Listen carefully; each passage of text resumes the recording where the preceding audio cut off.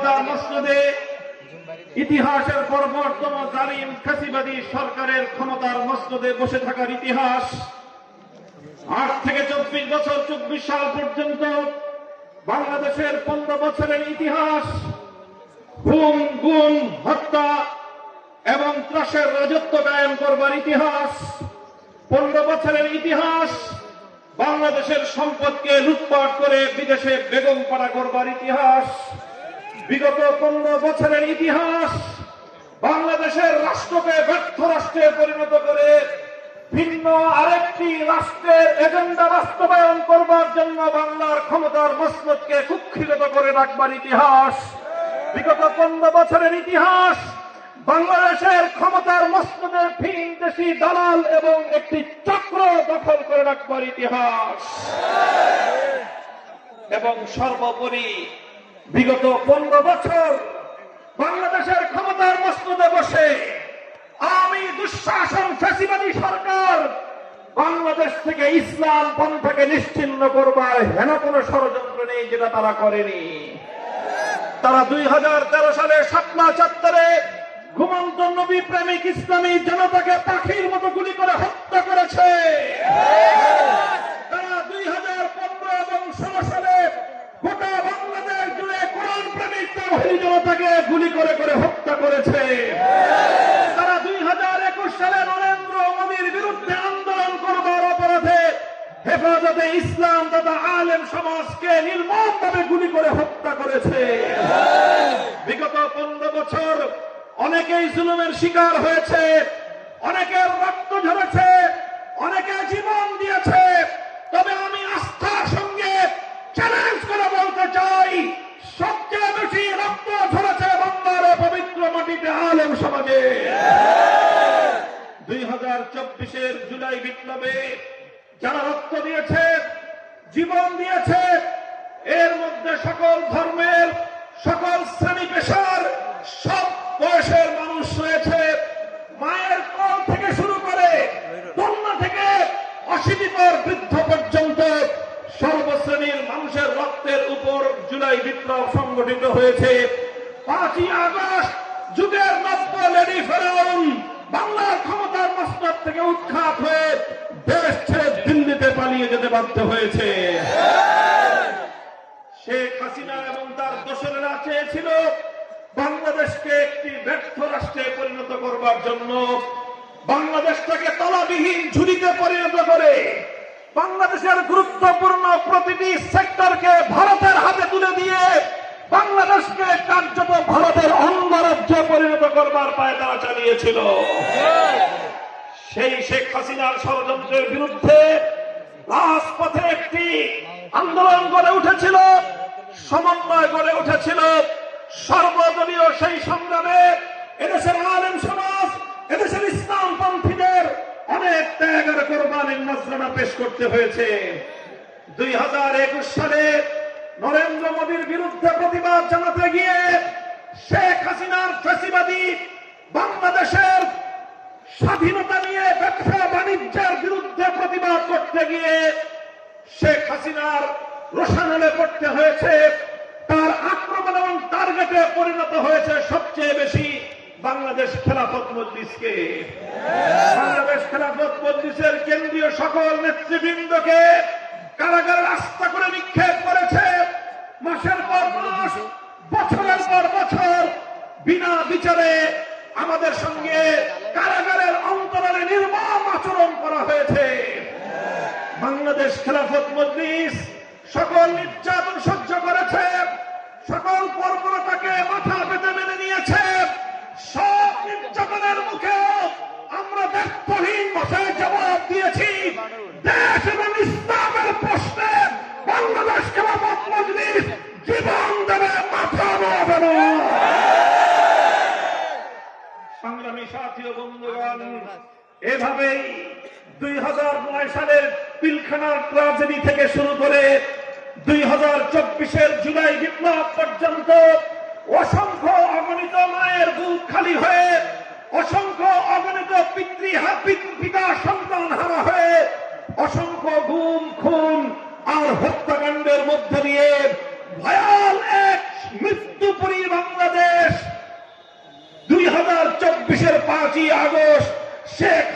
উৎখাত করে এক নতুন স্বাধীনতা অর্জন করেছে। আজ জুলাই বিপ্লবের অনেক স্টেক হোল্ডাররা মাথা উঁচু করে কথা বলে।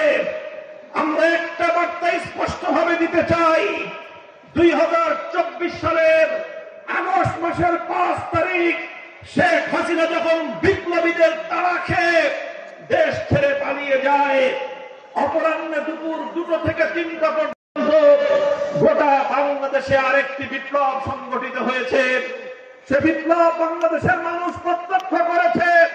সেই বিপ্লবে কোন নেতার নেতৃত্বের প্রয়োজন হয়নি, কোন নেতার আহ্বানের প্রয়োজন হয়নি, বরং বাংলাদেশের অভ্যুত্থানকারী বিপ্লবী জনতা 1 ঘন্টার ব্যবধানে গোটা বাংলাদেশের রাষ্ট্রীয় অর্থ ব্যয়ে নির্মিত সকল সরকারি স্থাপনা থেকে ভাস্কর্য নামক সকল মূর্তিগুলোকে অপসারণ করে দিয়েছে। যে মূর্তির বিপক্ষে কথা বলবার অপরাধে শেখ হাসিনা আমাদেরকে কারাগারে পুরেছিল, আমরা কারাগারে নির্যাতনকে সহ্য করেছি, মূর্তির সামনে আমরা মাথা নত করি নাই। আমরা এই মুক্ত স্বাধীন বাংলার মাটিতে স্পষ্ট ভাষায় বলতে চাই, অন্যান্য ধর্মাবলম্বীরা নিজ নিজ ধর্মীয় স্বাধীনতা পালন করবে, তারা নিজ নিজ জায়গায় সম্পূর্ণ স্বাধীনভাবে ধর্ম পালন করবার অধিকার প্রাপ্ত হবে। আমরা রাত জেগে পাহারা দিয়ে প্রতিটি সংখ্যালঘু অমুসলিমের ধর্মীয় নিরাপত্তা, জানমাল, ইজ্জত আবরুর নিরাপত্তা নিশ্চিত করবার ওয়াদা করছি জাতির সঙ্গে। আমরা 5ই আগস্টের পর এদেশের আলেম সমাজ, এদেশের ইসলামী সংগঠনের নেতা কর্মীরা হিন্দুদের মন্দিরে পাহারাদারি করেছে, বৌদ্ধদের প্যাগোডাগুলোকে নিরাপত্তা দিয়েছে, তারা খ্রিস্টানদের গির্জাগুলোতে নিরাপত্তা দিয়েছে। কোন সাবোটাজ এবং আত্মঘাতী কোন কার্যক্রম কাউকে পরিচালনা করতে দেয়নি। সেই জায়গা থেকে বলছি, হিন্দুরা তাদের মন্দিরে মূর্তি বানাবে, মূর্তির পূজা করবে, সেটা তাদের ধর্মীয় আচার অনুষ্ঠান, কিন্তু মুসলিম জনপদে রাষ্ট্রীয় অর্থে আর কোন মূর্তি কালচার বাস্তবায়িত হবে না, হবে না ইনশাআল্লাহ। সংগ্রামী সাথী ও বন্ধুগণ, আমি আপনাদেরকে একটা কথা বলতে চাই, মনে রাখবেন, রক্তের সাগর পেরিয়ে যেই স্বাধীনতা আমরা অর্জন করেছি, হাজার হাজার আত্মত্যাগী যুবক সন্তানদের শাহাদাতের রক্তের উপর বর্তমান বাংলাদেশের নতুন স্বাধীনতা স্থাপিত হয়েছে। মনে রাখতে হবে, স্বাধীনতা অর্জন করা যত কঠিন, স্বাধীনতা রক্ষা করা তার চেয়েও বেশি কঠিন। ইতিপূর্বে আমরা দেখেছি 1971 সালে এক সাগর রক্ত পাড়ি দিয়ে 9 মাসের মহান মুক্তি সংগ্রামের মধ্য দিয়ে বাংলাদেশ স্বাধীনতা অর্জন করেছিল, কিন্তু দুর্ভাগ্যজনকভাবে স্বাধীনতা অর্জন করার কিছুদিনের মধ্যেই পার্শ্ববর্তী একটি আধিপত্যবাদী রাষ্ট্র বাংলাদেশের স্বাধীনতাকে ছিনতাই করে নিয়ে গিয়েছে। বাংলাদেশের স্বাধীনতা যুদ্ধের 9 মাস স্বাধীনতা যুদ্ধ পূর্ববর্তী 24 বছরে কোনদিন বাংলাদেশের মানুষ ধর্মনিরপেক্ষতার কোনো কথা শুনেনি, অথচ স্বাধীনতার পরবর্তী কয়েক মাসের মাথায় 1972 সালে আরেকটি দেশের সংবিধানের মূলনীতিকে বাংলাদেশের সংবিধানের মূলনীতি সাব্যস্ত করার মধ্য দিয়ে বাংলাদেশকে ভারত মাতার চরণতলে বলি দেওয়া হয়েছে। বাংলাদেশে ধর্মনিরপেক্ষতা আমদানি করে এই আওয়ামী লীগ বাংলাদেশের মুক্তিযুদ্ধের ইতিহাসকে কলঙ্কিত করেছে। তাই আজ 24-এর এই জুলাই বিপ্লব পরবর্তী বাংলার মাটিতে দাঁড়িয়ে আমরা ব্যর্থহীন ভাষায় ঘোষণা করতে চাই, 24-এর এই মহান বিপ্লব কাউকে চিন্তাই করতে দেওয়া হবে না। স্বাধীনতা এনেছি রক্ত দিয়ে, প্রয়োজনে আবার জীবন দিয়ে স্বাধীনতাকে রক্ষা করবো আমরা।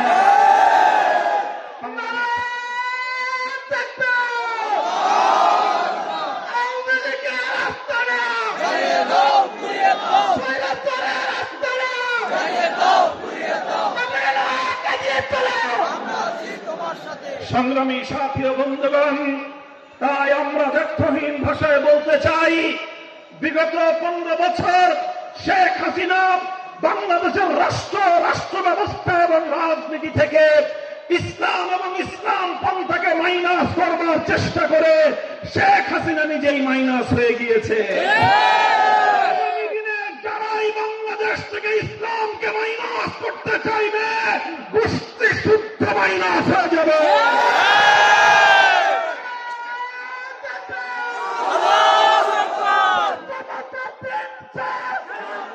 বাংলাদেশ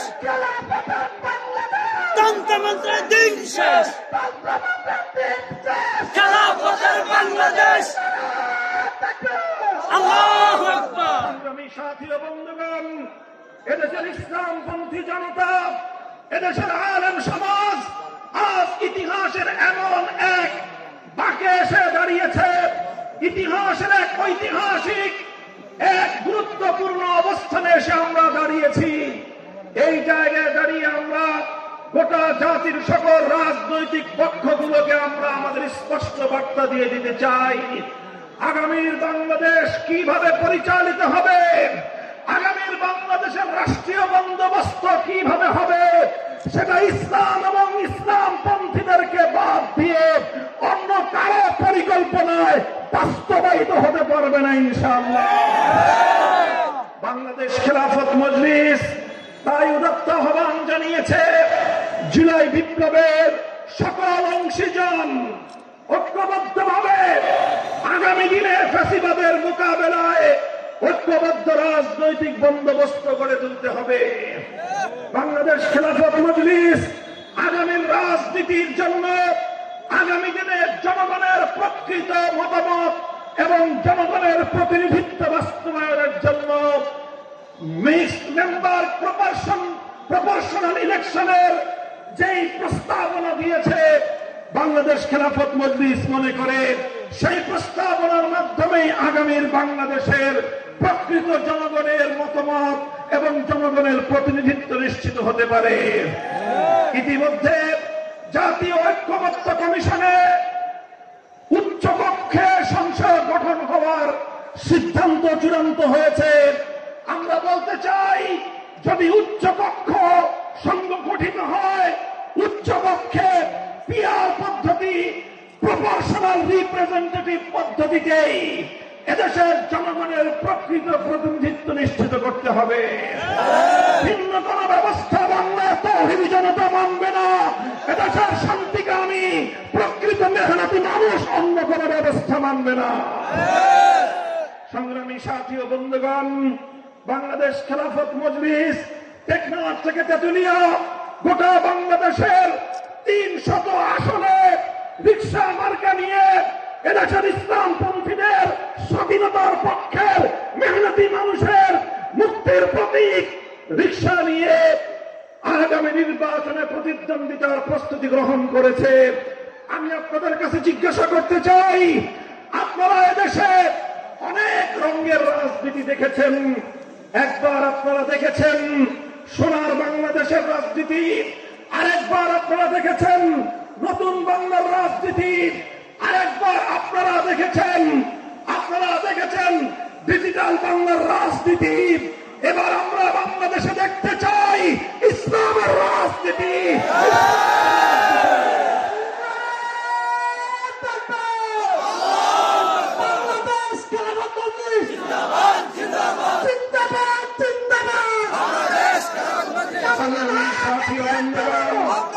সংগ্রামী সাথী ও বন্ধুগণ, আপনারা মনে রাখবেন, জুলাইয়ের ঐতিহাসিক বিপ্লবে সহস্র তাজা প্রাণ বিসর্জন দিয়েছে একটি জুলুম আর বৈষম্যহীন একটি রাষ্ট্র এবং সমাজ গড়বার জন্য। কথা বলেন ঠিক কিনা?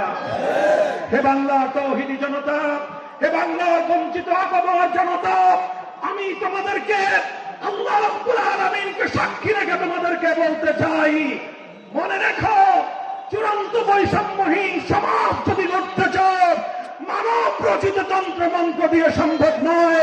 আল্লাহর জমিনে আল্লাহ প্রদত্ত রাজনৈতিক বন্দোবস্ত, খেলাফতের ব্যবস্থা ছাড়া চূড়ান্ত বৈষম্যহীন সমাজ গড়া সম্ভব নয়। তাই আমি বলতে চাই, আগামীর বাংলাদেশ হবে খেলাফতের বাংলাদেশ। আপনারা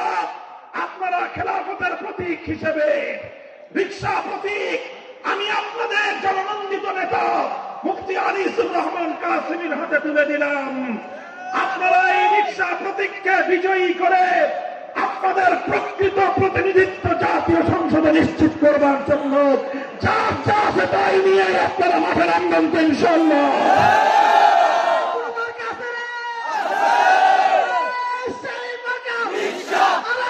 রিকশা রিকশা রিকশা রিকশা রিকশা রিকশা রিকশা রিকশা